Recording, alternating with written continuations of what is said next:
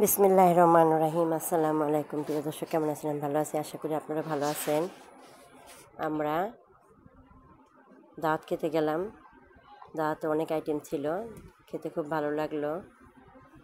ছিল বেগুন ভাজা, ছিল ইলিশ মাছ ভাজা, ডিমের কুরমা, ছিল গরুর ঝাল ফ্রাই, ছিল রোস্ট, ছিল সালাদ, ছিল পোলাও, সাথে অনেক রকমের মিষ্টি খাবার ছিল, বেগুন ভাজা ছিল।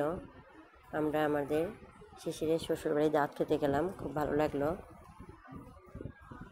যদি ভিডিওগুলো ভালো লাগে লাইক কমেন্ট শেয়ার করবেন। এরকম ভিডিও পাওয়ার জন্য চ্যানেলটাকে সাবস্ক্রাইব করে রাখবেন।